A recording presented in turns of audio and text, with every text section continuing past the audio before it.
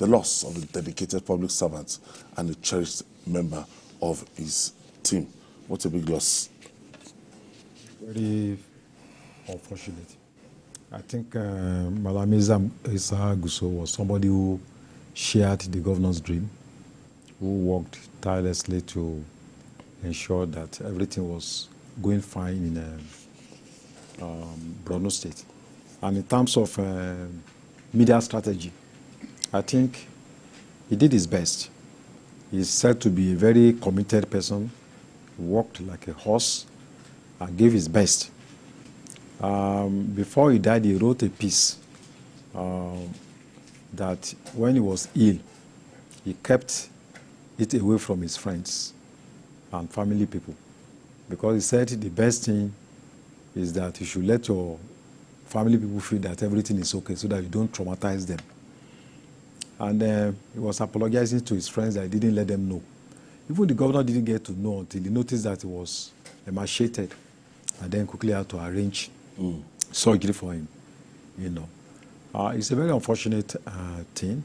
We can only stand shoulder to shoulder with the family at this moment of grief, and we pray that the children he left behind, that the Almighty will be with them. He played this part. He has practiced as a journalist for about 12 years, but within the short time, he made a remarkable impact. And that also raised a lot of questions about our health policy in Nigeria. You know, that we are all at risk because of the health situation in our country, our hospitals, our health centers, you know. And that's why life expectancy in Nigeria remains very low compared with even so many countries in Africa. So I wish, I grieve with his family, and I pray God blesses his soul. Omega, Malam Isa Guso. Well, I never met him physically, but we communicated online, social media. And I know he was someone who brought a professional touch to his job. Of course, you know, there were times when the governor had some bad press. And I even remember there was a time, I think he explained something to me, you know, why the governor at the point had to start sharing, you know, people remember images of the governor sharing bags of rice directly to the people of Borno State. And, you know, there was this thing about that. There was a time he allowed people to do it, but stories came back to him that people were doing other things with the palliatives that were meant for the ordinary people. So he brought the governor to national and international discourse, the front burner of national. And you can imagine the governor of a remote state like Borno. But I mean, when there were speculations about people who are likely to come out as candidates and running mates for the 2023 presidential election, of course, a lot of people mentioned Professor Zulum. Why? Because people could readily say this was what they had heard about him, this was what they had seen, these were the photographs, these were the videos, these were the things they had heard the man was doing, even though they had never met him, they had never even been to Borno.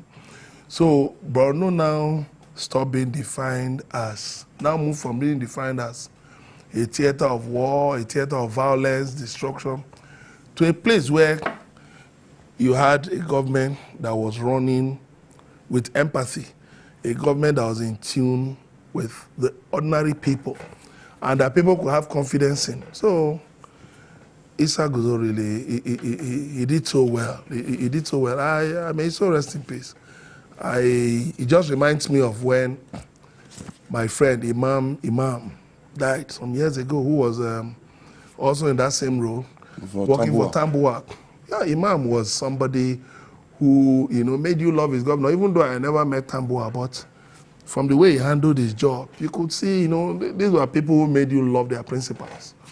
So Imam's exit was really painful, because this was someone you could send a text message to and he would respond. He would reply you, you know, but, well, his creator had other plans. So I wish them May their souls rest in peace. And I pray for their families that, well, that God will grant them the repose, to the strength to bear the loss of two very fine gentlemen, thoroughbred professionals in their own rights.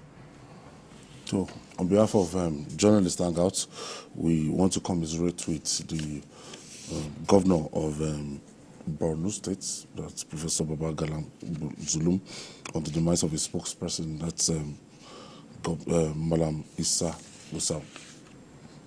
Moving on now, globally, going rogue by men and officers of the military is common, but such aberrant behavior must be punished to serve as a deterrent. The Nigerian Army says it will probe claims of assaults by a female soldier after a video of her went viral on social media. The female soldier, who was without a uniform in the video, accused some senior officers of abusing her.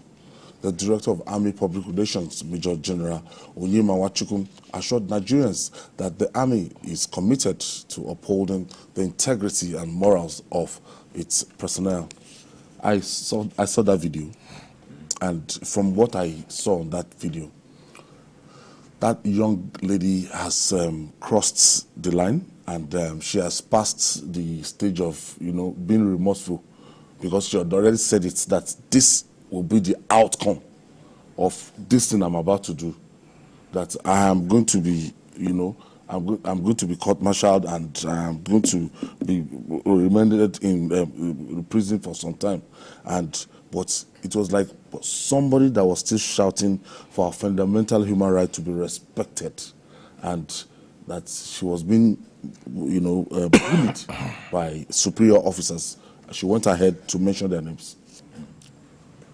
First of all, I think for her to have gone to that, unquote, extreme end, probably it's an indication that it was at wit's end. That she probably had explored all means to get herself out of this situation, but all efforts failed. For a soldier to speak out on social media like that, it's not usually the normal practice.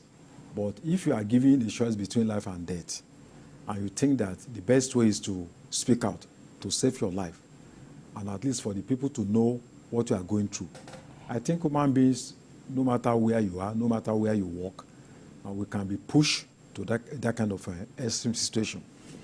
Having said that, I think, from my own experience too, I think the Nigerian military really needs reorientation. If you look at a lot of things happening going on in the military. You remember that I think it was 2011, in Lagos here, 8 people, a DPO and a DCO, were killed by soldiers just because one military man in Mufti was challenged by policemen, and the policemen fired and killed him. And it caused a whole lot of riot. And even the relationship between soldiers and civilians, across, it's like soldiers see human beings as commodities to be, as instruments. They don't have respect for their own citizens. And it's a common pattern, that we see almost every day. I lived somewhere in the 90s, and the soldiers that stayed there for 10 years, they didn't pay anything to the landlord. He couldn't get the money back from them. It was just helpless. So I think soldiers must realize that they are also part of our society, and there should be some level of law and order, even within the military itself. I know there is a lot of discipline required in the military because of the peculiar nature of the military institution. But then, when you are not talking about sexual abuse, by senior officers, it's a very serious offense. Even though this has not been investigated, we should be very cautious in drawing conclusions. But based on precedents, stories we have heard from so many people, this is not a new thing that we are seeing. And I hope that this investigation will be thorough, and then it's going to be it's going to lead to institutional changes whereby people should be allowed to have access to counseling, psychological counseling, sociological counseling, if they are facing one kind of challenge or the other. How do you now trust the army that wants to try its own case, especially when it has to do with a senior officer and a junior officer? Is there going to be fairness? Is there going to be justice for this little girl? So, but I have confidence that, hopefully, with the interest of the civil society in this case, and then I hope that at the end of the day, the chief of army will be able to do justice. So at the end, at the fullness of time, we are going to find a situation where this girl will not end her life, because there is that threat that she might actually take her life if things continue for her in this way. Omega, she's a big indictment. I don't think anything will come out of the investigation. Because if you even look at the statement by Onyema Nwachukwu, I felt very disappointed. You said the investigation will be launched, and then you already casting doubt on the statement the girl made. So what kind of investigation are we expecting? You're already saying the girl acted unprofessionally. It's not in your place. If there's going to be an investigation, it's going to be initiated by the military high command, the high command of the Nigerian army. So you don't prejudge. You can't prejudge any side. Somebody, a member of the Nigerian army, has come out and made allegations, damning allegations. She came out using a social media because she believed she was at her wit's end. She had become exasperated that there was no other means for her to have expressed herself. Look at the things she said. She will be injected. She will be videotaped. She will be taken. There were times she was taken to a mental institution, and then she was stigmatized as being mentally challenged and all of those things. So I think the spokesman should just have stopped at the point that it will be investigated. But to now start adding that she acted unprofessionally by going on social media and all of that. Look, yes, the Nigerian army has its internal disciplinary measures and all of that. But you see, to the ordinary Nigerian, to the public, and to TikTok users around the world, they're not interested.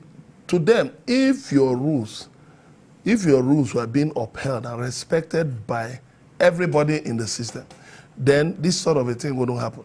So talking about rules and regulations and guidelines at this time is not what people want to hear. It's not what they want to hear. Because anybody can come out and make allegations. We've had cases of sexual harassment in higher institutions. We saw how a professor in OAU, how he was punished because the accuser tendered evidence. And that's what this lady has said, to that she has evidence to prove allegations. And then she has even named names. There's also the issue in the University of Calabar. The professor has been remanded in Kuje prison. So when you come out, to make statements, always look at it that, look, what people are hearing is different from what you want to say to make you look good before your superiors. The issue should be investigated thoroughly, and if they want to really enjoy the confidence of Nigerians in Nigerian Army's ability to deal with issues like this, then the matter should be dealt with. For me, I don't have any confidence in the promise, because that confidence has already been shattered by the accompanying statement. So it should let there be an impartial inquiry. Apart from this being, this girl, she's number one, a Nigerian, Yeah. but she has signed out to the military. Should the military ensure that something like that, she's protected against this kind of thing, that women in their fold are protected against this kind of harassment? You see, that's how I was saying that the Nigerian military needs a new orientation from the colonial mindset. If you go to the military in other parts of the country, you can just go to internet and see their own mode of internal discipline. The modern military is a military that has a lot of democratic elements to be able to empower people by giving them the right to have a voice, even within military institutions. It's not an institution that relies on bullying, that relies on trampling on the fundamental rights of human beings, that relies on stereotyping, that you just think that because somebody is your junior officer, you can trample on his side, you can frustrate him, you can frustrate her. And I suspect that this lady, she's just she just, signify. I mean, it's just a symbol of a lot of people that are probably passing through the same problem. I recall my interview with Colonel Ajayi, who is now late. They kept this man in the cemetery for about 4 years, kept in cemetery. By the time it was released, they have destroyed a colonel for that matter. Who was, in fact, the person who arrested him, they attended the same church, took Holy Communion together on a Sunday. That night, they came to his house and picked him on trump-up charges. So there are so many things going on in the military. And he was kept in the cemetery, for years. For years. They destroyed this man who became, he was wretched of the heart. When he left that, he came out of that cell. So, and a lot of victims so who would have been broken I know one, finished before you Major Hogan, who fought in Liberia. He had bullet wounds. When he was complaining that they should take him for surgery, the next thing is that they started victimizing him, threw him out of the barracks. He had to go to the media to grant interview, and that led to his dismissal from the army. Up till now, no compensation. So many other cases that Femi Falana has taken up that will be sentenced to death. You cannot have an army, and you want that army, to win war when you don't have respect for certain principles. The people you are supposed to protect, you brutalize them. How would they give you information when you need that kind of information to deal with internal insurgency?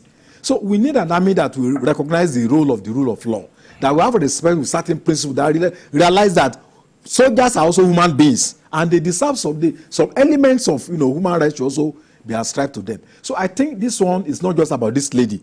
There is a need for institutional restructuring, yes. Not just the army, the police, so that they can have some kind of a new orientation that reflects the changing dynamics in the world. It's a big thing. She mentioned the name of 2 colonels and 1 brigadier general. Brigadier general. So it's those are big boys. Matter. It's a very serious matter. Of course, without prejudice to the case at hand, but when you talk about a lot of cases of sexual harassment are actually attributable to people in high places. Not just in the military, even in offices, in financial institutions, in schools, in different places. Even to the extent of people going to the level of defiling little children in schools. Children who should be protected. This is a scourge that must be fought. Sexual harassment is something that leaves people scarred. It leaves victims scarred for life. So it must be fought with all vigor, with all seriousness. It doesn't matter whatever title anybody bears or whatever position. It must be fought. And victims must be protected. It is very wrong to stigmatize victims, to profile them. It is very wrong. Their rights must be protected. And every effort must be made to ensure that such things do not define our military. I want to believe it doesn't define the Nigerian army or the Nigerian military. Yes, but the point is, one case has come out, it has to be thoroughly investigated. And if there are others like that, they should be dealt with, because people will start coming out. You will see people will start coming out to make allegations, and they should be dealt with. Nigerians are saying that this lady must be protected so that nothing will happen to her, because her name is what's her name, Ruth Okule. Yeah. That she should be protected so that nothing will happen to her and she wouldn't be victimized, that this case should be investigated properly or not true. Well, it's difficult to vow for the Nigerian army, but these few months, what I'm saying, I think gives us a kind of hope, You see, let me give you a very short instance of, that happened in Calabar when I was doing my youth service. We had a captain who was in charge of the training and all that. Then we had a junior officer. So we were playing ball, and then this junior officer broke his leg, and then he was admitted, into an hospital. And we all were there to sympathize with him. And when the senior officer came, he just looked at him, broken leg. He said, "You don't spoil government property. You don't spoil government property. See your leg. You don't spoil the government property. When we discharge you here, we go see what we go do to you." When we were all mourning, we were in a very bad, sympathizing with this man who was hospitalized. To the government property? He said the leg that is spoiled government property, that when you come out of this thing, you see what we are going to do to you. So there is need for humanity. You cannot be going to wage war against other countries and then there is no cohesion within the morale is low. No empathy. No empathy. No, so you are not. It's going to be very difficult for you to even win war against external aggression. So we are looking for institutional changes in the military, the police, so that they can, imbibe new spirit, so that they can be more efficient and more effective in performing their duties. So, Emeka, fundamental human rights must be protected. Must be protected at all costs. Must be protected, and people should not be stigmatized. That lady should be protected. If there are other such cases, since the army spokesman says it was wrong for her to have gone to TikTok, he should now tell members of the Nigerian army what next, how best to channel such grievances. Because from her narration, her own side of the story, we've not heard the side of the other people. From her narration, it's something that has been on and on and on. So how else could she have come out to voice her dilemma? I don't know. Maybe he needs to tell Nigerians that.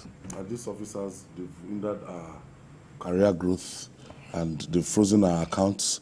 They've refused to send that to course. If it's about career growth, even beyond sexual harassment, it is something that is prevalent in the public service. A friend of mine was telling me sometime in December, I was trying to advise him about certain things he could do to, make his job better and make the public relate better with his agency. And he was saying, now, do you know, even the little he had done on social media, that it attracted so much hatred for him that they delayed his promotion. In fact, they denied him promotion because they felt, he was a rising star. And I said, for what?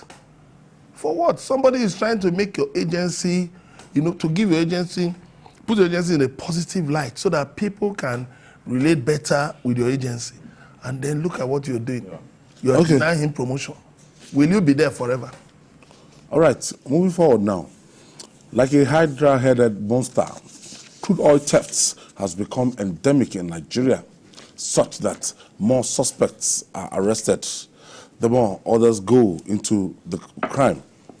A private security firm, Tantita Security Services Limited, announced it arrested an ocean-going vessel that is conveying thousands of metric tons of stolen crude oil in Bayelsa State.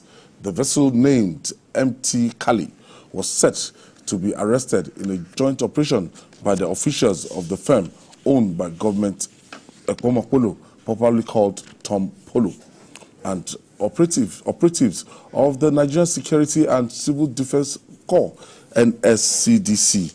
Yet again, these people into this business, they are not just ordinary Nigerians. Yeah. They are collaborating with NNPC, collaborating with our military, collaborating with an AV, because for you to, get, a ship containing crude oil out of the country, we know what it takes. It's not something that is easy at all. It takes a lot. It's an international network of criminals that is not restricted to Nigerians alone. Nigeria is just the base where they get the oil. The network extends to as far as South America, Asia, Africa. It's a huge network. And there are people who are billionaires who are making their money daily for years. Nigeria is one of the focal points because of the country is vulnerable. They know that it's weak in terms of security. So I think Nigeria should be rated as one of number one in terms of oil theft. Even though this has been admitted by Nigerian authorities, the National Security Advisor, Malam Nurubadu, said Nigeria loses some 400,000 barrels of oil per day. And NIT also said that for 11 years, we lost about 620 million barrels, which is worth $46 billion. What are these people? So these people that are doing this is a network of local people, of people in the Navy, people in the Army, politicians. An ordinary man cannot set up bunkering. you need badges, you know, you need a ship, you need the buyer, the people that will pay in dollars, you know. So, and why this is, it's not just about the financial loss. It also has a lot of impact on the environment of these communities. You know, we were there last year, you know, went through the Greek area, and we saw the devastation. Yes, I was part of that journey. You know, we were there for about 8 hours on the sea. And so the destruction of the forest, pollution, something that will have long term, the next 100 years. People, you know, genetic changes will even occur because of this destruction of the environment. So it's something that Nigeria must stand its feet to put an end to it. And since we have decided to employ Tompolo and the other people, well, the truth of the matter is that we have now learned that for security to be effective, there is need for inclusion of local communities. Yeah, to involve they them. understand the demography, Yes. they understand the Yes. geography, they understand the sociology, Yes. the spirituality of the environment. Even Wale, it's a big economy. It's a big For economy. you So- to involve Yeah. the indigens in policing that, environment. So- because we saw the number of youths that yes, employed. yes, that are employed. You know, In each so of the- in all those communities. So if you want to run a thing where you think you can just bring from anywhere, from Lagos, from Sokoto to come and police, No, you have a big they will problem. sabotage, you know, such a mechanism. So, and that's why we have seen some level of effectiveness, you know, in terms of what Tompolo is doing. And I believe that local communities are in the best position to know what is actually going on. This is a huge network. You know, remember that in Delta State, they built 4 kilometers, you know, of pipelines that nobody ever saw for years. It was there to, you know, to ferry crude oil to, you know, in batches to the IC. And this thing was there for a very long time. Even recently, NNPC discovered 54 illegal refineries. There was even an incident that there was a fire, and 100 people died in that incident involving an illegal refinery. So it's a bad thing that we need to put a stop to. When you hear stories like this, some people will describe Nigeria as a huge joke. No, a big crime scene, not just a huge joke. A big crime scene. If people are not organizing, you know, around crude theft, what else are they doing? They're engaged in land grabbing by chasing whole communities out, decimating whole communities, you know, to grab their land, or engaging in, you know, sponsoring kidnapping, sponsoring terrorism. It is a war that some people, you know, highly placed are waging against the Federal Republic of Nigeria at different levels in different sectors. And the government continues to devote huge resources to fighting these people. And it cannot relent. It cannot relent. But the point is that something has to give. Because if we can lose such amounts of money every year, such huge quantities of crude every year, I think the government may at a point need to really go headlong against these elements. But the unfortunate thing is that you find out that the people who are supposed to wage a war against those doing this are actually the ones perpetrating this heinous crime. So what do you do? Now the war has been outsourced to Tompolo, you know, through his Tantita security services. Well, he's a very courageous person to be able to take on all these highly placed, well-connected people. Because look at the vessel was hired all the way from Lagos, empty. It sailed empty. You can imagine how much was paid to hire a vessel all the way from Lagos, sailed empty to Bayelsa, and then was loading. And the operators of the ship were told that don't worry, that all the security officials along the route had been compromised. They had been taken care of. So nothing will happen.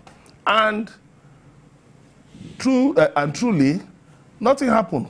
All the way from Lagos to Bayelsa, nothing happened. When did something happen? When Tantita came onto the scene. That was when something happened. So if Tantita wasn't there, they would just simply have loaded this vessel and gone away. So it tells us a lot about how porous our security network is. With something must be done. Those in security services should be imbued with more patriotism, because they occupy very sensitive offices, and they are the ones that protect the nation. If they are not sufficiently, you know, If they don't have that sufficient zeal to continue to protect the nation in different sectors, then we're in trouble. We're in the soup. So this matter must be dealt with. Okay, look at the names of all the operators were listed, but the owner of the vessel, the person who hired the vessel, was not listed. Why? They should be exposed. All these people should be exposed so that we know where to start dealing with the problem. You can't just be hiding whose name was not revealed. What is the meaning of that? And you want us to believe you. You must reveal their names. Let's even know those economic saboteurs, those working so hard to bring this country down. A lot of people say government require the political will to unmask these people. Because if you're a president and your chief of naval staff, just for example, or a chief of army staff, for example, is involved in this thing, it will be difficult. Because those are the people down on the operations. I'm not saying this is a situation, but I'm just saying in a situation whereby the GOC in that place has been compromised, the FOC in that place has been compromised, that it's very difficult to, to actually, carry out this house cleansing. When they carry out this crime, the whole 200 million people in Nigeria suffer. In 2011, we had about 2.5 million barrels of oil per day. In 2022, it dropped to about 1 million. Now we are facilitating between 1 million, 1.something million. The rest goes to private individuals. The question you should ask yourself is that if you have an effective chief of army staff, an effective chief of naval staff, why did you need to sublet this security to Tompolo, to private individuals? So the idea of Tompolo coming in is because Nigerian legitimate institutions have failed to perform. They have failed to live up to public expectation. So if the army, the navy, with all the training, the DSS, they could not arrest these people, it means they have been compromised. And that's why you now have to go and, get Tompolo to come and police this country. We have a phone call. Yeah. Thank you for joining us. Hello? Hello? Yes, thank you for joining us. Thank you. My name is Suleiman. I'm calling from Abuja. Okay, Liman, go ahead, please. Thank you. I must sincerely commend your effort and all the good work you have been doing. What of Babajide Kolade? Babajide is somewhere in Abuja. We'll join us sometimes this week. So let me quickly comment on the issue to bring under discussion in your studio. The issue of oil theft in Nigeria is a very serious problem, together with illegal mining, which has escalated the insecurity across the country. I think recently the chief of army staff, the chief of defense staff, came out to tell the world that the people that are in, and the minister of solid mineral, Mr. Alake, something like that, came out to tell the whole world that the people that are responsible for all this things are highly placed people. But the question that we keep on asking as ordinary Nigerians are, who are these highly connected people that cannot be brought to book? Are they more than the government? What are we talking about? The insecurity is escalated every day, and we keep on saying the people that are responsible for all these things are highly placed people. Are they untouchable? Are they more than the government? Because when we were in secondary school, we were taught, because I studied government, that government has power to deal with anybody that does not allow peace in a state to reign. And government is in place to solve problems. Is government there to be giving us excuses? Honestly, I don't understand. Yesterday in Abuja, unfortunately, the family of 6 people that were kidnapped, one of them was killed. A lot of people are going through so many dangerous things in the hands of these bad people, and the government cannot do anything. Honestly, the government should just wake up and do something tangibly to bring these people to order. Thank you. Yeah, we can't have this. In fact, even I thought he would add illegal logging. The destruction of our forests is going on at a horrendous level. I hope somebody will do a documentary on it. It's terrible. It's really terrible. That is causing us problem now. Look at the environment. What climate change will do to us in years to come. Look at now. Because of this illegal logging. Do you think it's normal for January to be as hot as this? Hot, very hot. Very hot. I mean, it is a sustained war by Nigerians and foreigners just to destroy this country. I don't know why. in different areas. I just don't know why people will hate one nation so badly, so much that all they just want to do is to tear the nation from any corner, just grab your own, destroy, and just keep the nation there.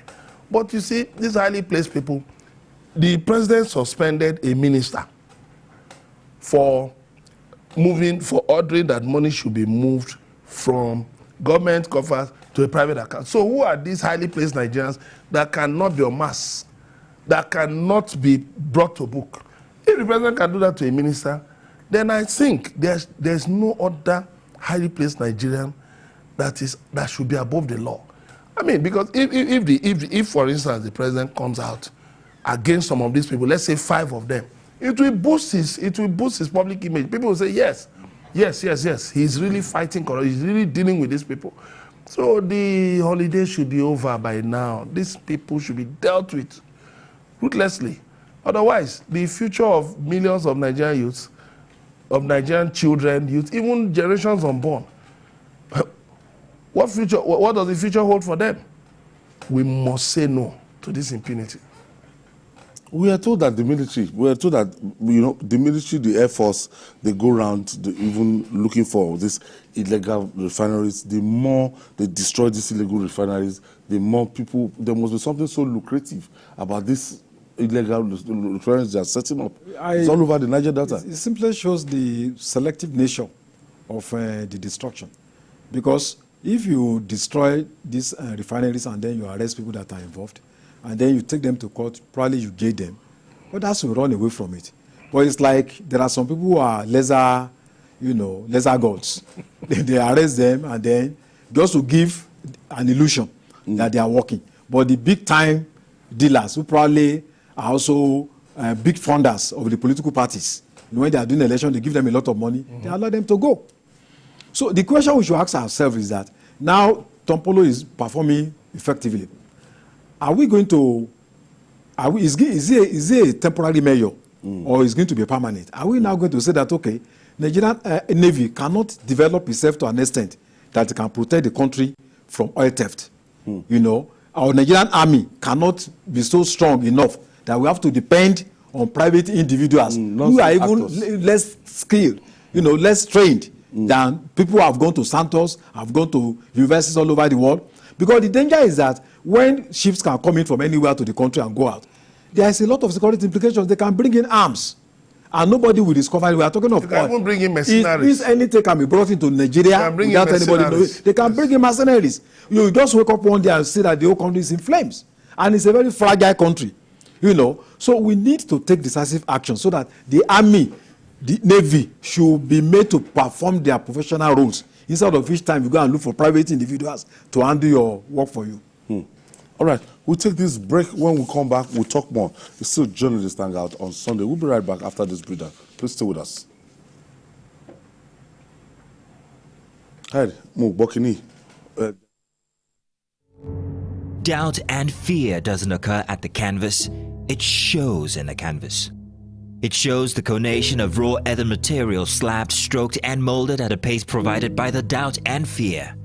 Every move way in the struggle of one to the other, merging the past to the present, brushstrokes of colors seen but not known.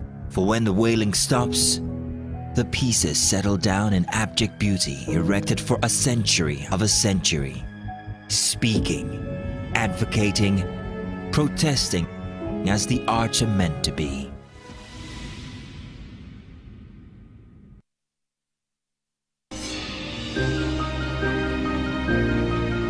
Sometimes it's the story that calls. At other times, the people just want to be heard. School, I need students, but I need teachers. Can't continue like this. Their voices re-echoing through time itself. We haven't done anything. If the tide is high, everybody run for safety. Their tears leave a sweet, sour taste for all their demands. A familiar call beckoning for change. In our world, no one expects a disaster to happen. But when it does, we'll be there to x-ray all sides, from the east to the west, north and south. Committee Forum will examine the oddities and challenges to economic development as well as issues yearning for government intervention. Watch fresh episodes of Community Forum on Sundays by 9:30 p.m. only on TVC News.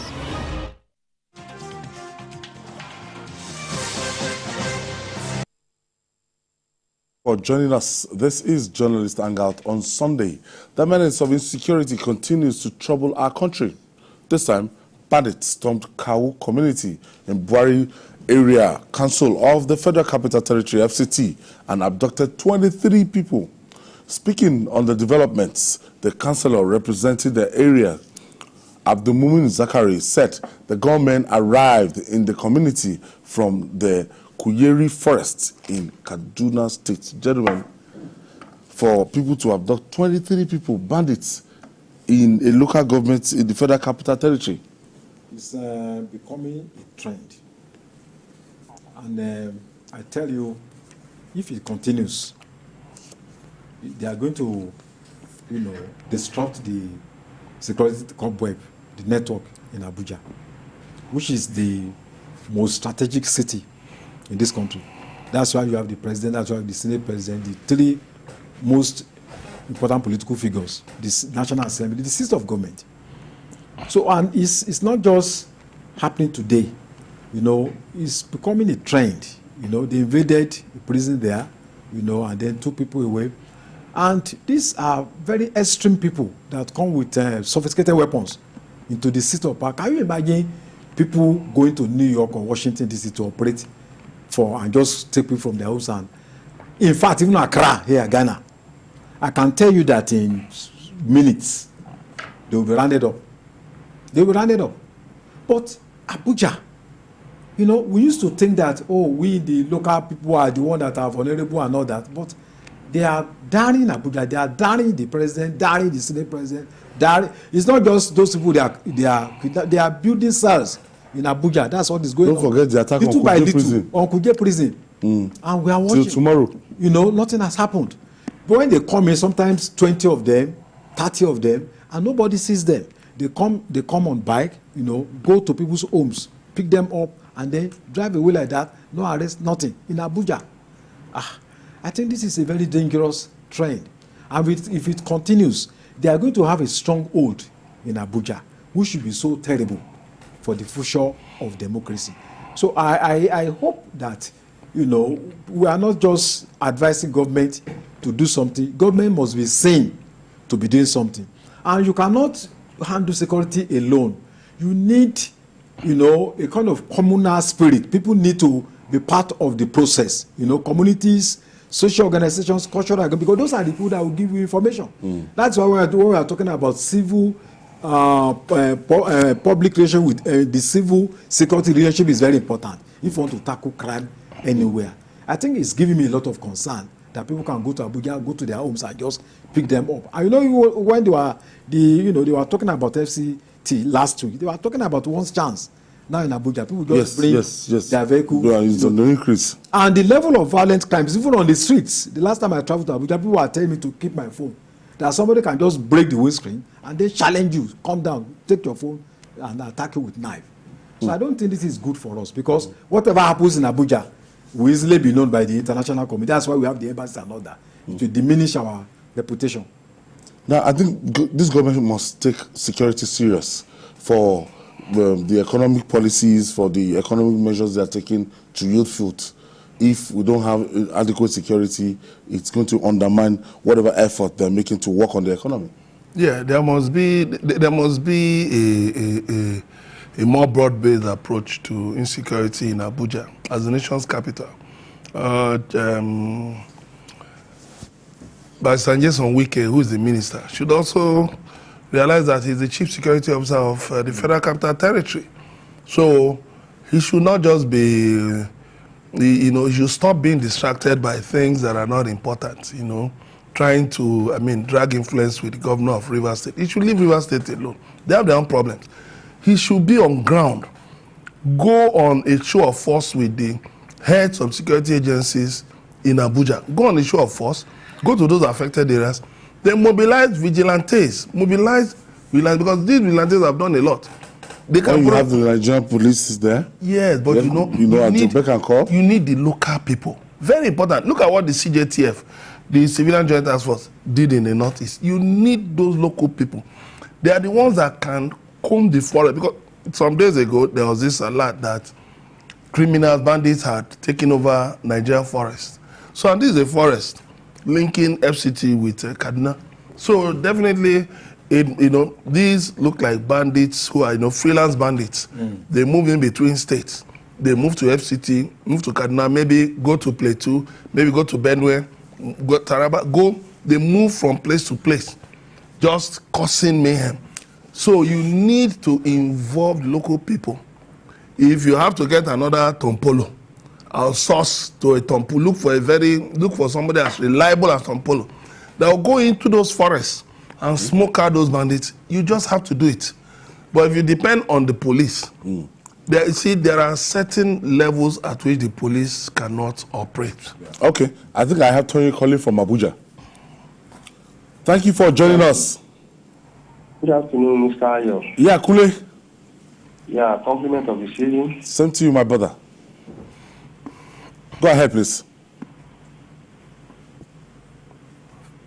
Hello, Kule. Is Kule there? Oh, okay, I think we lost Kule. Kule, please try and call back. When I say, there are certain levels at which the, police cannot operate, is that, you see, you need the local people. They know those who are regulars. They know infiltrators. They know when criminal elements, come in to perpetrate havoc. So, of course, they can pin these people down while the police move in swiftly. We've seen what Amotekun is doing in the Southwest. We've seen what the Civilian Joint Task Force is doing in the Northeast. So we need that very serious, very strong, a well-equipped vigilante to deal with this, because these things are being done on the outskirts of the FCT. So we need a solid vigilante force in the FCT to comb those forests in conjunction with hunters, people who can be of help, so that you smoke out these bandits and release these captives. It can be, this thing I'm telling you can be done with the next one. Olale from Ikorodu. Thank you, Wale. Oh, good afternoon, Ayo. It's been a while. Long time ago. Yes. Happy New Year in advance. Same to you, my brother. I just have a brief comment. Okay. Go ahead, please. Yeah, God bless you, Ayo. Alawale is on the line. Yeah. Turn down the volume of your TV set. I traveled. God bless you. Yeah. Okay. I have a little comment on the first topic and this one. Okay, go ahead. You are saying that I hope we know.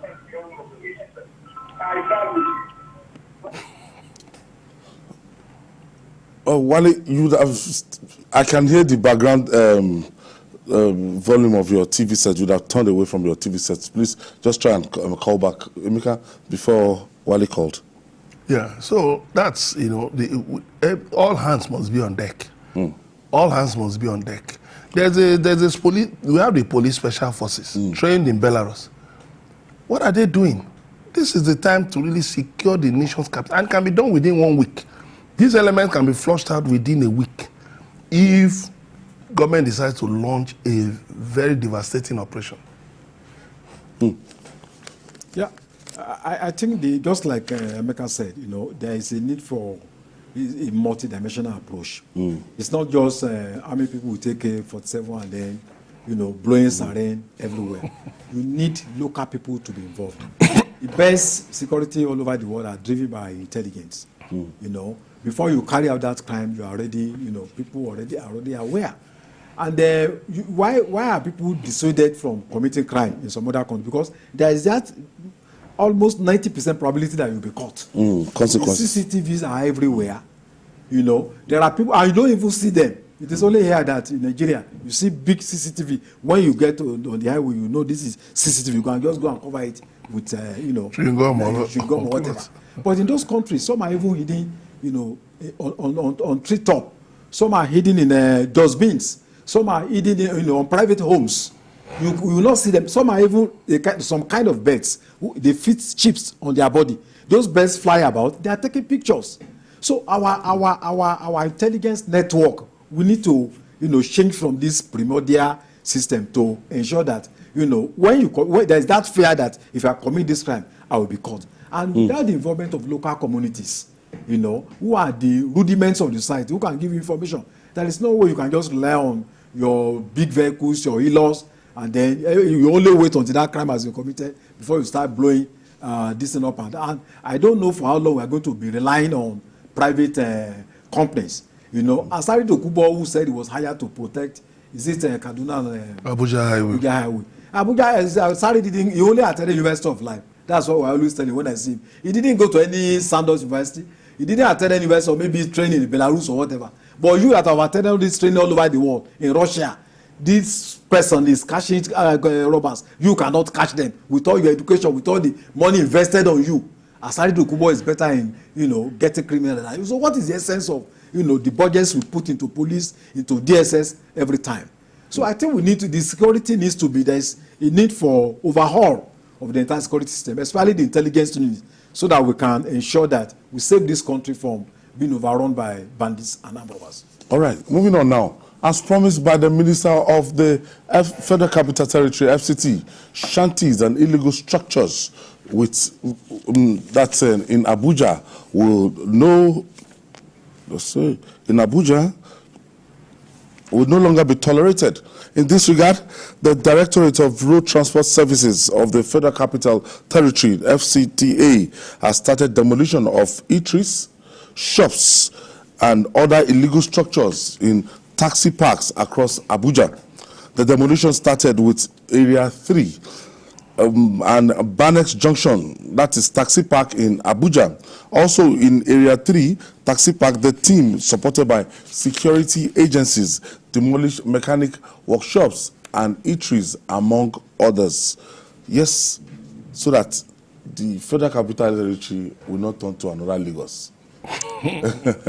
But even the Lagos State government is trying. This is not in any way to undermine the effort of the Lagos government. No. With over 20 million people, you go to some areas, you won't believe that this is Lagos. Population.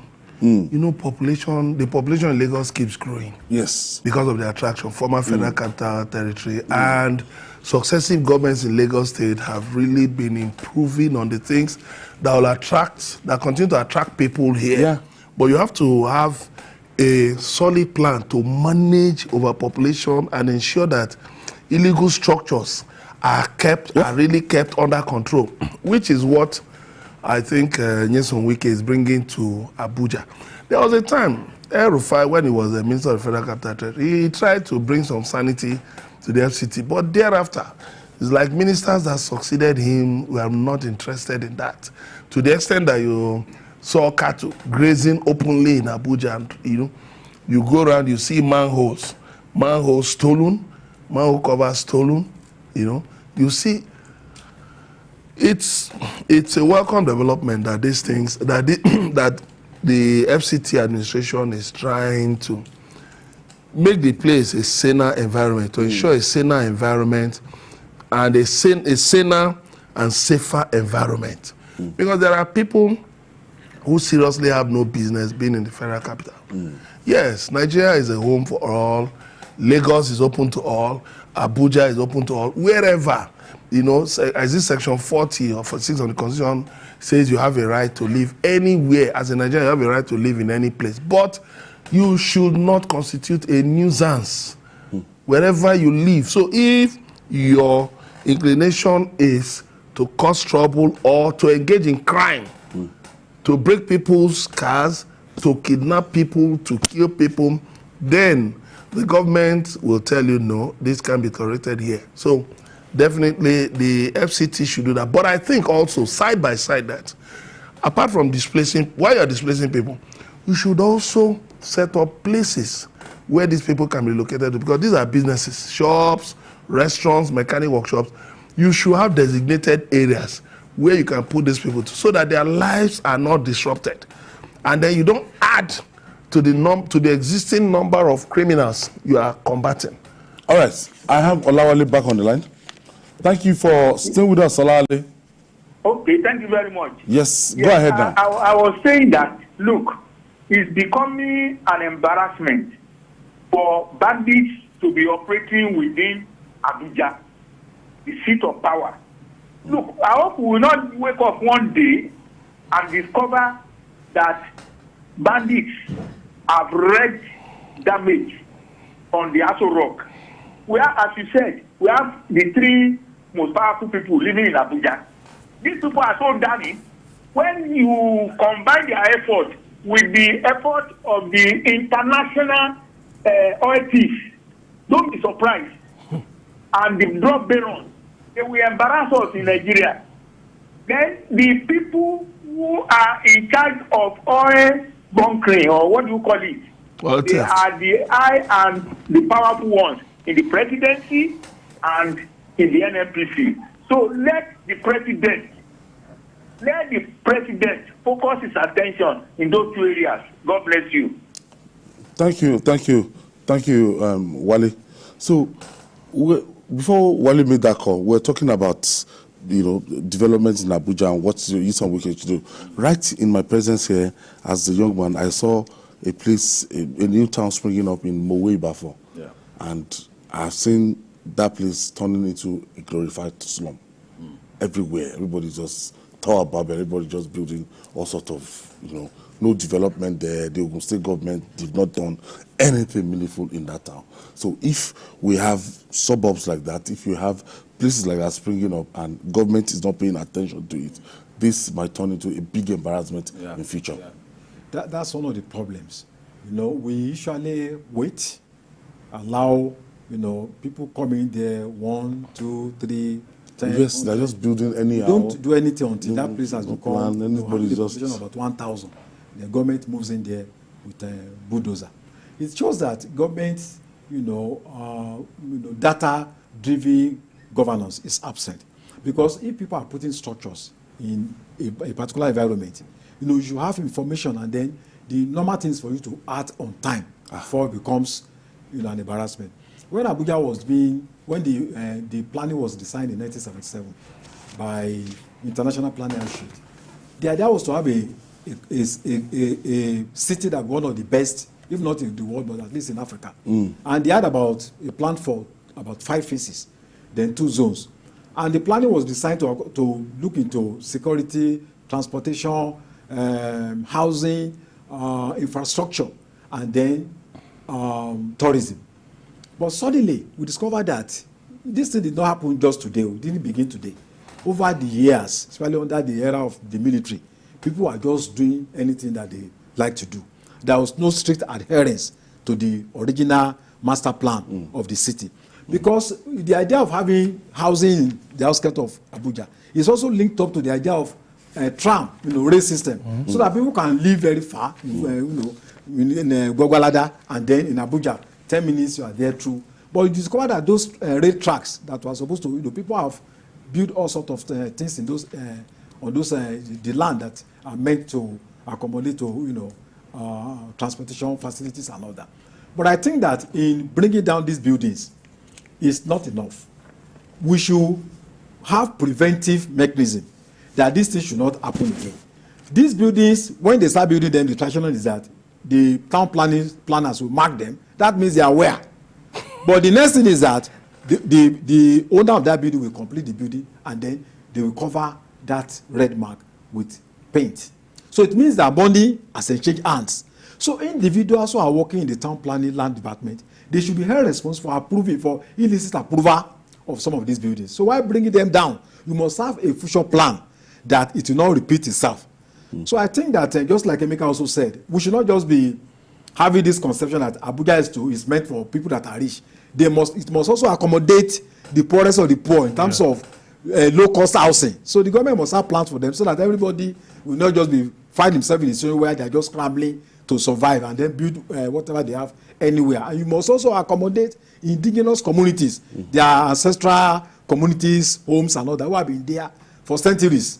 So that in planning Abuja, we should humanity should be at the center of our thinking. The federal government should also look at, the FCT minister should also look at, affordable housing for all. Yes, FCT gets 1%. FCT gets 1% of the national budget. And that says a lot. What is the money being used for?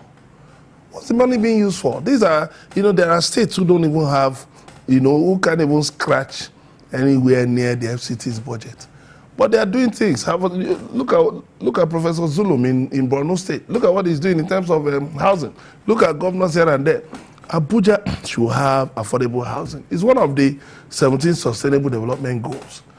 You have to provide affordable housing.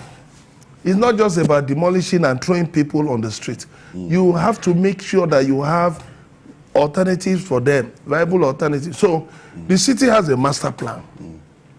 Implement this master plan. El-Rufai did it. It was not rocket science. Implement the master plan. But while you are doing it, make sure also that it's not trying to rob Peter to pay Paul. You take land from some people and then you give to your cronies and to your friends. Let there be justice and equity in anything that is being done, so that those outskirts can be well populated, and then they have good roads. They have, reticulated potable water to their homes, good roads, security, and all of that. And then people will bring in money to build houses in Abuja. But where you just don't care, periodically you go demolish people's structures and go away. They don't mind. This is 2024, beginning of 2024. They'll simply wait, maybe just wait for 1 or 2 weeks, and then go back again, gradually sneak back, build all those things again, wait till 2025 when you wake up. You cannot continue in that cycle of incompetence.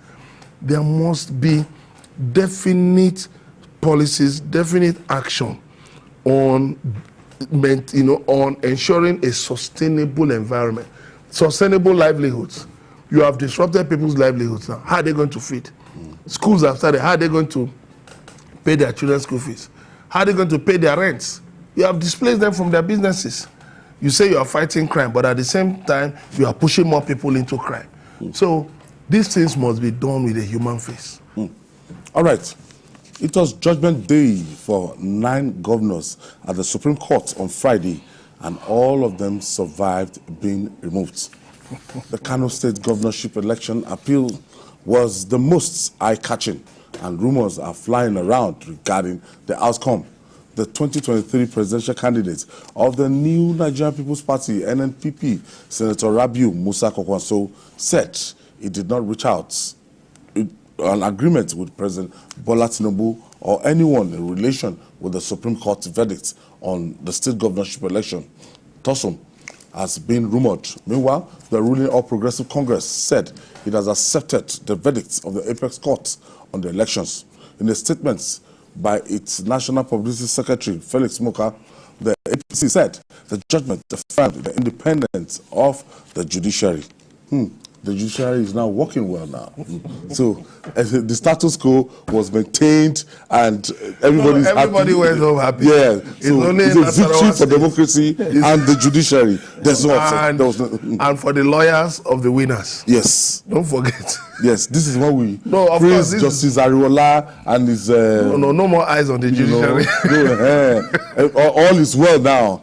So, Nigerians. Nigeria is a very bunch of hypocrites. Nigeria is it's about interest. Politics is about interest. What the thing is in your side now? It's victory for democracy. Why not? So, if there's any upset, oh God, they've been compromised. They met them. Yes. Well, of course, all kinds of things will happen because politics is about interest. Politics is about people seeking to advance certain interests, and nobody goes into an election with the idea that he's going to lose. Let's say Kano as a case study, because I was afraid. Yes. When you want to look at the figures that came from Kano in the 2023 presidential election and the governorship election, number one, Kano is, in terms of a state's most political service states in Nigeria, volatile. People come out and they participate in elections. Yes. Kano is a state that I saw that the central municipal did not have a candidate. It was meant to be Senator Shekarau. Yes. But he backed out before the election. Do you understand? Yes. Because he left the party. The party NNPP. Before the election. He still had over 400,000 votes for his senatorial district. not governorship. Yeah. In some states, it was difficult for governorship to have 400,000. 400,000. Yes. Where will you get it? Get it, Senator Shekarau. So, despite the fact that NNPC did not fly the candidates, that they had no candidates going to the election, they still had over 400,000 votes. Look at the vote of the presidential candidates. And when you see the governorship the election, you can see the turnout. And when you want to do, I'll even check the statistics. No, if you even look at, let's say, 1979 the election in Lagos State. How many votes did Jack on there? Was not 500,000. But somebody, I mean, senatorial candidate had 400,000. Yes. So just so close to what? To show you. So it's not a state you can tamper with. Yes. I was very apprehensive of the outcome of that. No. I think really the Kano issue was made unduly volatile by comments made by certain influential individuals, influential politicians, which, well, is in the typical character of Nigerian politicians, to push points, to push comments that can hit the polity, just to advance their own interests. But that of Kano, of course, very good idea that definitely the issue of membership of a political party was reiterated. It was reiterated. The Supreme Court had actually, the Appeal Court had actually, settled this matter in the case of Peter Obi versus Bola Tinubu. He settled it that the membership of a party is determined by the political party. But people still try to push it that Kabir Yusuf was not a member of the NNPP. That so happened. And I really love the declaration of the Supreme Court. I mean, clearly stating its points. That look at that, okay, the fact that so-and-so, paper, you are now trying to transfer INEX, you are trying to transfer INEX inconsistencies, the burden for INEX inconsistencies to the NNPP candidate was unfair. It was very, very unfair because he was just there as a candidate. He's not the supervisor of INEC. He's not the superintendent of INEC.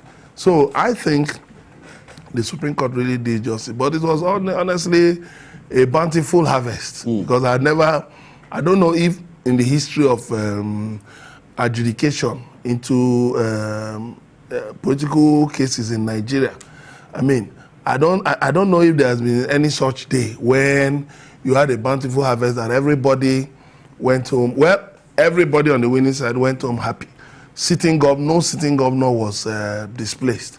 I mean, now the result that came for 2023 had it that that is Yusuf Abba Kabir, that's the president, that's the governor from NNPP, had over 1 million votes. Yes. And that did not happen anywhere in the country. No, since when? How many years ago? So the runner-up, the candidate of the All Progressives Congress, that's Gawuna Nasiru Yusuf, had 890,000 votes. Very close. 890,000 votes. And in Lagos State, we had over 7 million registered voters. How many came for governorship? How many participated? Some were playing football now, or sitting in their homes and watching. So this is why Kano is so important, that anything that the outcome of Kano, it matters. Wale? Well, for me, I think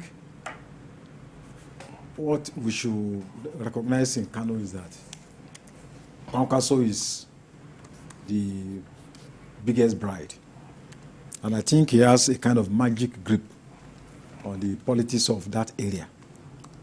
So perhaps the votes that went to NPP was actually because of Kwankwanso as a person. And I actually believe that for a long time, Kwankwanso is going to be the most dominant factor, in Kano politics. So the fact that APC was the ruling party, and APC was defeated in Kano, the sitting governor, when the election was being conducted, was APC. And when you look at the gap, it will tell you that, look, this man is a force to be reckoned with in Kano State. So I'm glad that pendulum swung that way. You know, it's a good thing because I confirmed that, you know, the party actually won Kano State. And I think it also helps diversity, you know, in terms of the number of parties that have, that are controlling the governorship seat across the country. So as for Plateau, just like what Emeka said, when you look at the judgment of the Supreme Court, there are certain fundamental issues that those issues have remained consistent, largely consistent. Because when a party does not hold primaries, it's a major problem. But you don't, if the person challenging that primary is a member of your party, there's a local standard. But if it's another party challenging the fact that, you know, PDP did not hold ward and state congresses, there's a problem. And the Supreme Court made it very clear that, look, even in the case of, you know, Ebonyi State and also Abia, a lot of people are asking that question now that we've had sacrificial lambs in the National Assembly, in the House of Assembly, in Plateau State, that they were talking about the internal crisis within the People's Democratic Party, their inability to conduct congresses. A lot of their assembly members lost their seats. A lot of their National Assembly members lost their seats.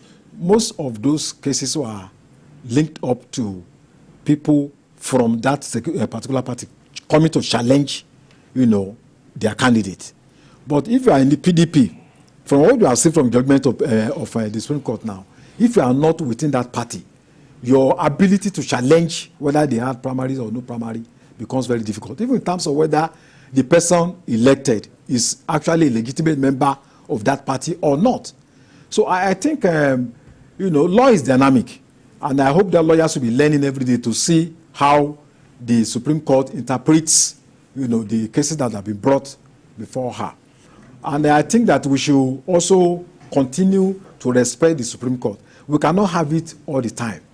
The Supreme Court's decisions are always final. Not that they are infallible, but because they are decisions made by the Supreme Court, we have no other place to go, you know, except to, you know, just accept the judgment as they have come. We witnessed in Lagos State that even Body Bob Rose Vival went all the way to the Supreme Court. Ajedi Jandor from the PDP went out to the Supreme Court, but the case did not go their way. Yeah. They were looking forward to the deputy governor being disqualified on dual nationality basis and everything. They pleaded their cases and they could not prove it categorically that they actually won that particular election. Yeah, well, of course, the court made it clear that the deputy governor is a Nigerian. And so that's brought up, you know, that's something to really look at, that who is a Nigerian. If you remember in the 80s when Alhaji Abdurrahman Shugaba was deported, you know, because he was not a Nigerian. If you remember also during Buhari's tenure as military head of state, when an Olympian weightlifter, Oyo, you know, when the government said it will revoke his citizenship, you know. So is citizenship something gifted by natural causes, or is it something that just occurs? We have a Boniface calling from Jos. Thank you for joining us, Boniface. Turn down the volume of your TV sets. Boniface, are you there? Good afternoon, journalist Hangout. All right, go ahead, please. The truth is that it's concerning, sir. Go ahead. It's related to the kidnap that took place in Abuja, within the Abuja Treasury. So. Okay, I think we lost Boniface. Are you there? So, as we're saying, we're talking about the Deputy Governor of Lagos State. Yeah, so that citizenship, of course, the court declared in its wisdom that the Deputy Governor, Obafemi Hamzat, is a Nigerian. So the fact that in the opinion of the appellants that the candidature of Governor Sanwo-Olu should be declared null and void because the deputy governor holds dual citizenship. The court said, well, basically that he is a Nigerian, by birth, and that he was qualified to run with, someone on a joint ticket. So all of these things are helping to properly define our jurisprudence as it has to do with elections. So I hope going forward that election tribunals will be rightly guided by some of these declarations so that we don't have long spells of appeals on governorships, and to be easy to dispense with. We just deal with the key issues based on certain cases. But Nigerian politicians will never do that.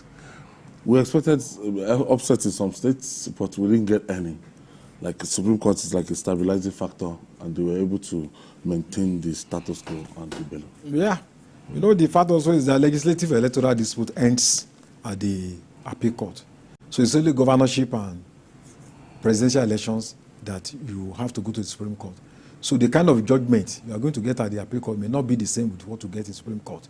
But the Supreme Court... The Supreme Court judgment will forever be a final. Point. So it's the only one you can use as precedence when you are citing references in the future. So in all this, now we've been talking about how it's not ideal for the courts to determine candidates, for the court to determine governors, that it should be the people ultimately, that this addition and subtraction of votes and everything should be done by the courts, that is not healthy, that we should allow the power to elect anybody to be in the hands of the people. And from what we've seen so far, I don't think the people across these states, they will not be disappointed. No, well, ultimately, sovereignty resides with the people. With due respect to the judiciary, it's the people who ultimately decide who their leaders are. But our democracy is still developing, it's still trying to find its way, it's still evolving. So certain issues need to be properly grounded, like this issue concerning Governor Sanwo-Olu, by virtue of the dual citizenship of the deputy governor. Certain issues like that, first of all, is a fundamental issue. Who is eligible to run for office in Nigeria in the first place? So the Supreme Court has declared it that a Nigerian born in Nigeria and who has attained 35 years and who has schooled in Nigeria is eligible. So that is a major issue, is a major pillar on which our democracy needs to stand and survive challenges and all of that. Yes, I believe that time will come when, of course, we need electoral reforms, we need judicial reforms, we also need reforms in the security sector. So I believe that with time, that as these reforms are being implemented, now that we're being told clearly that IREV is a viewing portal, that IREV is not where results are the validity of is not the collation center, which was not what we were actually made to understand before the election. But it's okay. No, it's okay. No, it's okay. It's okay. So what it means is that it become as in the legislation backing up, making it compulsory. If you remember the smart card, it was the same thing. So we are gradually we're cleaning up the system.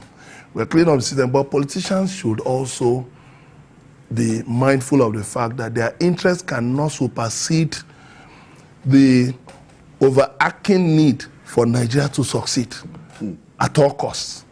That is very, very important. That's why you see some of the matters brought before. There was one matter, I think, that a lawyer was forced to withdraw before the Supreme Court. One of the issues concerned one of the governors, I don't remember. And the Supreme Court asked him, but that this matter has been decided by the appeal court.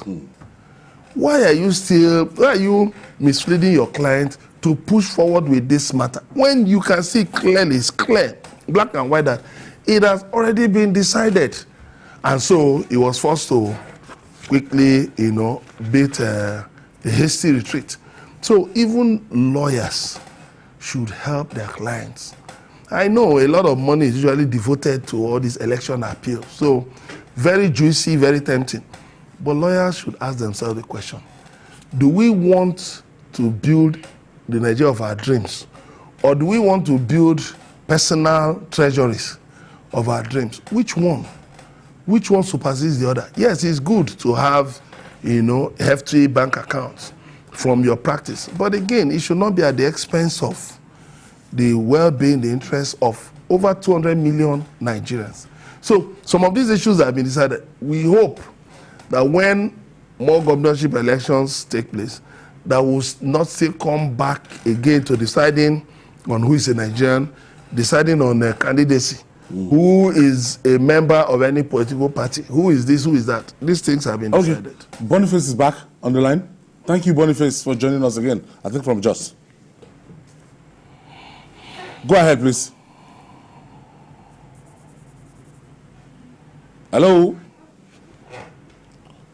Boniface.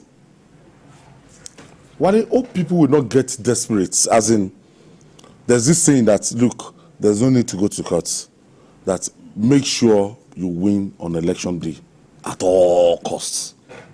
Because when you go to the courts, you might not necessarily get justice. From what you've seen in 2023, both presidential and the governorship election, hope our politicians will not resort to this do-or-die tendency for 2027. Well, in the course of resorting to do or die, you will end up discovering that you have flouted the law, and that may put you in a bigger trouble.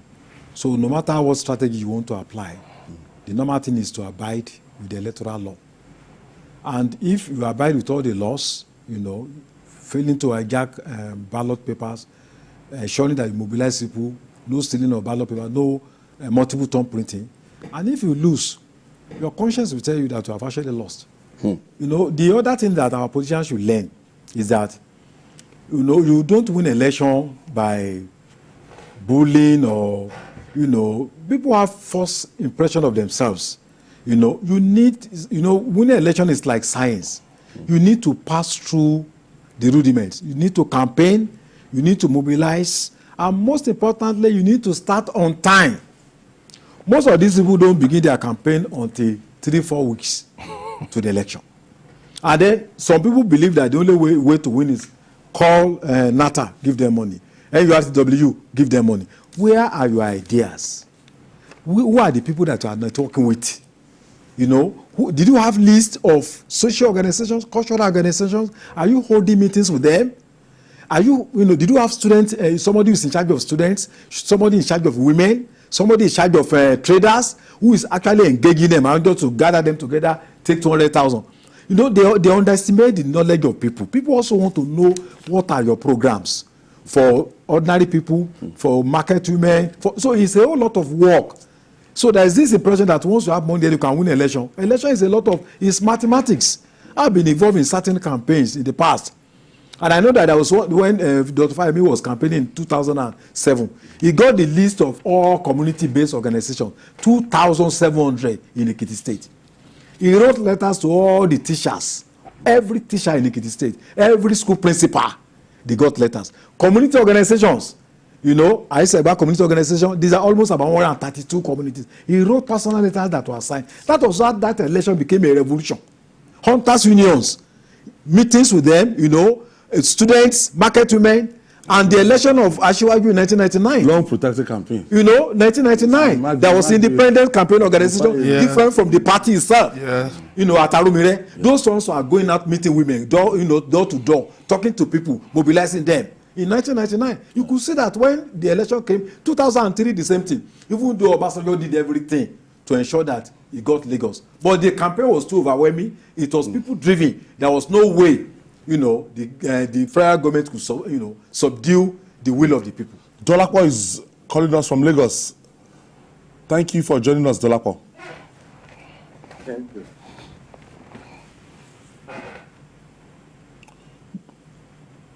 Dolapo, go ahead. You're online. Hello. Yes, go ahead, please. Hello, journalist Hangout. Yes. Okay. This is Dolapo from Lagos, Dolapo country. this Friday judgment from the Supreme Court. Yes. Hello? Go ahead. Dolapo. We can hear you, Dolapo. Why are we having dropped calls? So, talking about the belief in the system, faith in that system to be able to galvanize people, mobilize people for 2027.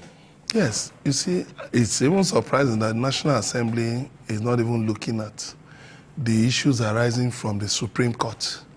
This issue of citizenship, Section 177, the National Assembly must make a definite declaration on it because it still is an issue that will still crop up. When it crop up, it has been, the Supreme Court has said it all. But it's a court of policy. It doesn't end there. No, it's a court of policy. Any other case that has to do with this, that's what I'm talking about, electoral reforms. Okay. Matters arising. Okay. Another matter is the one in Zamfara. How that of Zamfara went. The appeal court said that, declared that 1, 2, 3 local governments, that there should be a rerun. Yes. So, at what level, to what extent should INEC hold a rerun? What should happen for INEC to hold a rerun? That's another issue. Yet another issue is in terms of who is a member of a political party. At what point does somebody become a member of a political party? It's not enough to say that, no, you cannot challenge internal affairs of political parties. No. It also has to be stated that political parties must ensure that primaries have to be held. Some of these people just escaped because of that provision, internal affairs of parties. But again, it says a lot about internal democracy in the parties themselves. It shows they don't care about internal democracy. So the National Assembly should maybe hold a public hearing on some of the matters arising so that these things can be easily cleared. And then then Nigerians will have more confidence in the electoral system. Then the other thing is that politicians, do they spend money on voter education? Do they tell people whether it's the thumb that should be used or which of the fingers should be used for voting? Do they teach people about some of these things? They don't. They believe it's the job of INEC. And then at the end of the day, you have so many voided votes. You now have issue of overvoting. You now have issue of cancelled votes versus legitimate votes. You have to pursue your own interest ahead. INEC won't do your job for you. The courts won't do your job for you. Mike is calling us from Yaba. Thank you for joining us, Mike. Go ahead, please. Hello, Mike. Seem to be having these drop calls. And ultimately... I think hello? Okay. All right, Mike. I think I have 3 things to say. Go ahead, quickly. Yes, the 3 things to say is that on the issue of the lady, the soldier, that soldier lady should be given all that she requires in terms of the society coming to her aid. The civil society should take up the matter because by her own narration, she has written letter, she has made people to come and interfere in the matter to intervene for her, and they took her to the psychiatric hospital instead of treating the matter. So she's actually frustrated by the hierarchy of the army. As for the kidnapping in Nigeria has become a business. All the big people you see sponsoring politicians, all the imagine Evans was living in Magodo, and Evans was supporting the security system in Magodo. He bought 3 lost vans for them. At the point he was even chairman. And meanwhile, he's the worst kidnapper on earth. He built church. So many people are parading themselves as big men who are sponsors of this kidnapping network. And they are big men in the corridor of power. So let us not deceive ourselves. If we want to destroy kidnapping in Nigeria, we must destroy the hierarchy of businessmen and hierarchy of big men in Nigeria. If we don't, we are joking. Okay. Thank you, Mike. Thank you for your contribution. And finally, following fraud allegations rocking the Ministry of Humanitarian Affairs and Poverty Alleviation, President Bola Tinubu is intensifying the cleansing of all the proverbial organ stable. The president has suspended all administered social investment programs by the National Investment Program Agency, such as Empower, school feeding, the conditional cash transfer. The president also constituted a ministerial panel to conduct a thorough review of the agency's operations to recommend necessary reforms. These reforms, these programs, they were born out of need to reach out of the poorest of the poor, the indigent people around us, and over the 103 million Nigerians living, under extreme poverty line, and to just reach out to them directly. But some of these wicked coordinators, callous ministers, they've seen it as an avenue to siphon money, and the president is now beaming a searchlight on this ministry. And a lot of people have said in time past that it didn't just start with this government, that things have been happening under this Humanitarian Affairs Ministry during the school feeding program, the Empower program, and the conditional cash, that there's not been enough accountability for these programs. I think, first of all, I think this is it's a good program because it's designed to reach vulnerable communities, the poorest of the poor.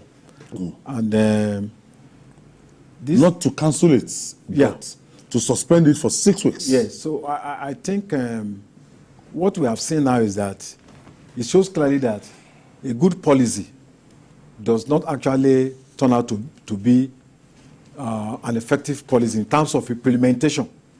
And it shows clearly that a good policy can be sabotaged by people who don't share your vision, and that when you have a vision, it's not everyone that is your aide, that's your minister, that shares that vision. When you are thinking for the country, some people are thinking how to exploit the misery of the people and how to turn that good policy into profit in their own private pockets. So it is also a clear case of corruption in high places. I've been opportunity to meet Mrs. Weiss, who was involved in this project in the past, and she made a lot of complaints, about a lot of inadequacies, that attempts to frustrate her. So people are saying that this is not new, that has been going on for a long time. I think they are saying the truth. So it's embarrassing, but I think I'm impressed by the swift response of the president. First of all, suspend the minister, then set up investigation, then suspend the program itself, because it's most likely that these funds are not even getting to the end users. There are middlemen there who are trying to profit from the funds. It's quite surprising, about the fact that over 400 million naira transferred into private account. What could give a minister that kind of confidence? Does it mean that it has been a tradition in that ministry? Does it mean that she was so confident that if she does anything, nothing will happen to her? Or does it mean that they did not, during the ministerial retreat, they did not give them adequate training on, the processing, the procedures?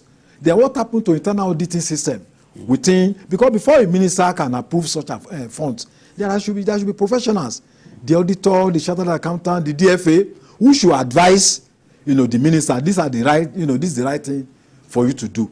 So I believe that we are looking up to, an overwhelming mechanism that will involve all sort of, not just now, even in the past. Are there people who are legislators who are also beneficiaries of this fraud? I don't think she's in this business alone. There are other people that I hope should be exposed who may be linked to this corruption. If people can go to the extent of ripping off from poor people, then there's nothing they cannot do, to make money when it comes to corruption. Because some people will say, some people ask this question, that to start with, how can a minister initiate and send memo directly to the Accountant General of the Federation to make payments? A minister, what does the permanent secretary, what's the function of the permanent secretary, the chief accounting officer, do? Now, how can this minister, just unilaterally ask the Accountant General to send 585 million naira to a private account? Yeah, it's part of the problem we have in Nigeria. Poor adherence to corporate governance. That's the problem. You'll find it a lot in government. People just throw themselves around, believing that nothing will happen. But that also reminds us of what the chairman of FIRS said, Mr. Zak Adedeji, that those ministries that really should not have any business with direct disbursements should actually be that the law, the procurement law should be amended so that they have to go through the office of the Accountant General of the Federation. Now, I think in amending that law, there should be different reporting levels such that with technology, you can monitor when people are abusing the system. Mrs. Uwai said at the time that some people were even threatening beneficiaries of some of these social investment schemes they were threatening them, asking them for kickbacks, that they should send something to them. After all, we facilitated this thing. So I think definitely technology should be used. We should use data, big data, to determine how many people are actually eligible for these things. If you now say, okay, in a local government, for instance, that 50,000 people are eligible, how many people, what is the population of that local government? After disbursement, can we publish names? Account number, yes, and phone numbers? Publish names online, publish names on the internet, publish names in the national newspapers. Of beneficiaries and their addresses or their phone numbers, so that people can go and verify. You don't just throw money at problems. That's one major problem we have in Nigeria. Once there's a problem, we just look for money and throw at it. And the money disappears. Nobody accounts for the money. Nobody can tell you where this social intervention program is even the recommendation of the World Bank. Yes, the World Bank has recommended many things that were abused in Nigeria. So many different schemes that were abused, one way or the other. So where do we find ourselves? We must ensure that these social intervention programs do not end up as another, an all-comers affair, just to satisfy political interest. Because so many people are hungry. A lot of Nigerians who cannot feed themselves, they can't feed their families. They're out of jobs. How this money is meant for them. But there are people who don't give qualms about robbing the poor in broad daylight. They must be stopped. They must be prevented from harming the system. And these social intervention programs, they are very good. In fact, look at what the governors did with last year's distribution of palliatives. That tells you that even the intervention by the federal government through these social intervention programs is laudable. Otherwise, a lot of people will not even feel that there's any sense of governance or there's any type of governance at any level in Nigeria. All of this money, some of it 10,000, some of it 20,000. What can 10,000 really do for any family in this country? Even the poorest of the poor, what can 10,000 do? But there are people who don't mind stealing that 10,000. Stealing, people are well fed, overfed, stealing that 10,000. So I've heard some people saying that the president should pardon the minister. I think we are not really, it shows that for many of us, even in the elite, they are not ready to fight corruption in this country. You must use some people as examples, as scapegoats. The woman should be fired. It's not just being suspended, she should be fired because she clearly violated the procurement law. Trying to say, oh, I didn't know and all of that. Look, there are clear lines of authority. There are clear lines of reporting. There are clear lines of responsibility. If you breach any of these lines, you should be fired. You are not the only Nigerian. Somebody said we should not frustrate promising Nigerians. Is she the only promising Nigerian? There are so many Nigerian youths who are doing a lot, developing apps, doing all kinds of things with technology, and nobody's recognizing them, nobody's supporting them, nobody's encouraging them. Such people need encouragement, not some overfed members of the elite, and you say promising what? No. We should not set a bad example for the up-and-coming generations. Some people think Mr. President should be commended for taking this kind of step. That's the audacity of this impunity, that for Mr. President to dissociate himself with, that is, absolutely. He has zero tolerance absolutely. He has sent a very strong signal to all the ministers that they need to be very careful. He has sent very strong signals to every Nigerian that, look, no matter how highly placed, you can be questioned.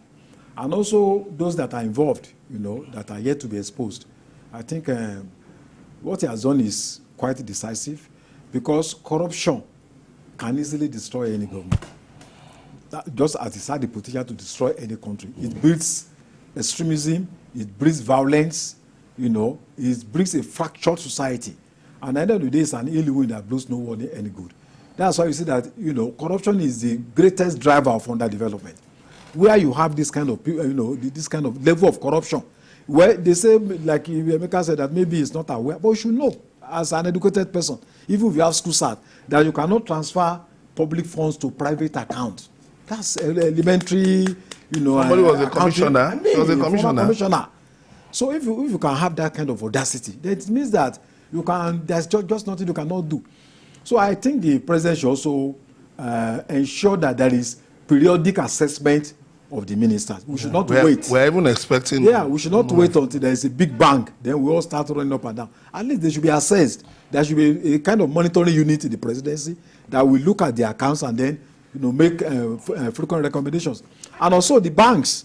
This has also exposed that they are collaborators in this crime. Of course. The Nigerian Financial Intelligence Unit. When strange funds enter into a particular account, the bank is mandated by law to alert the authorities. But these banks don't do it because of what they are going to benefit, which is extremely very bad. So I think the president has done the right thing. It's quite commendable. And I believe this signal is not just, it's something that the international community will also take note of, that it appears we are, but we need to do more. We just need to do more. We need to do more. So they have to overhaul this the procurement system, the procurement system. Yes. And then again, people in government should be made to know that it is a big crime. It's wrong for you to go after the private sector for taxes, while people in government carry out acts that deny government of badly needed revenue. That point has to be made. You don't just be harassing, SMEs, you harass the informal sector for taxes, levies, and then somebody doesn't feel the fact that, one, in a transaction, government ought to earn certain tax, maybe withholding tax, maybe VAT. If items are procured, government ought to earn VAT. You now deny government of withholding tax, 10% withholding tax, you deny government of VAT, then at the end of the day, government will say that, revenues are low. Revenues for this, Nigerians are not paying taxes. Nigerians are, so many Nigerians are evading tax. Whereas right inside your system are people helping that evasion in fact, in huge figures. Yeah. The reorientation must start from within government. Any transaction in which government ought to earn taxes, and anybody who tries to block that should be prosecuted. Such a person should be taken before the tax tribunal, prosecuted, and jailed. It will send a strong message that you cannot tamper with government funds. You can't just throw government funds about. No. It shouldn't be tolerated. It's not only the private sector that should bear the brunt. Those in the public service should also be made to feel what ordinary businessmen, traders, and all of that are being subjected to by tax officials. So, ultimately, we hope that accountability will be the watchword of our public officers, and when these programs, when they relaunch it after 6 weeks, because this is not is a temporary measure that we Nigerians that at this thing have been budgeted and earmarked for, it will be able to reach money them. will get to the people. Yes, that will be the joy. That people come out. I've never met anybody that will tell me that they've collected 20,000 naira or conditional transfer. I don't know. But they're always giving people. We hear of figures. We get over 220 million people benefited from this thing. But I've never. Even there should be a process of assessment, the effectiveness of your. I mean, there should be a kind of. You should be able to look back and assess what impact is the money you are giving to. What impact is it having on them, and is the money getting to the right people? Is the money being stolen? There have been so many complaints over years. And then what is happening in other ministries? We are talking about humanitarian affairs. What is happening in other ministries? In NNPC, CBN. NNPC is there, CBN is there. What is happening with the banks who are collaborating with looters? So if you look at the most developed countries in the world, I was told that the Anchor program that some people went to go and register fake cooperative, fake cooperative to be able to access that fund. Funds going to farmers, Anchor borrowers. The funds are not getting to the farmers; they are getting to politicians who use these funds to guide. Look at the COVID-19 funds. Yeah. Who did those funds? If the DSS had done thorough investigation before doing the screening, they will have discovered a link in Cross River with COVID-19 scam. Yes, she was the same person. Yeah, Nigerian media actually suspended her in Cross River because of certain things that have to do with COVID-19 palliatives. The stories are there on the internet. So before you become a minister, there should be thorough screening to know your background, so that you just come and embarrass the government. You have anchor borrowers, you have AGMES, you have those genuine people with genuine intentions to invest in this country, to participate in the economy, are being frustrated out. I'm speaking for millions of Nigerians seeking funds as little as maybe 50,000, 100,000, 1 million, 2 million. They are being frustrated out. They have laudable ideas, but no way. You go to the banks are not ready to fund ideas. But the same banks help politicians to thwart the efforts of hardworking, well-meaning Nigerians. It has to stop. Government must step in, because you see, you can't have Nigeria without Nigerians. The interests of Nigerians must be protected by this government. Okay. I want to thank you, Emeka Madunagu. Thank you very much. Wale Adoye, thank you for your contribution today. And that's our offering on Journalist Hangout on Sunday. Join us tomorrow for our regular episode of the program at 5 p.m. You can watch the repeat broadcast tonight at 11:30 p.m. We're on YouTube, youtube.com/TVC News Nigeria. I am Ayodele Uzuba. Bye for now, and God bless Nigeria.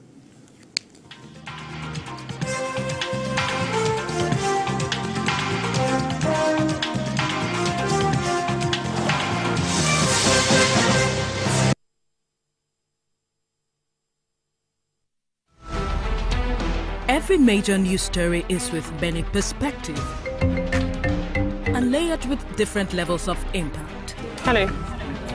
What time did this happen? We will be right there.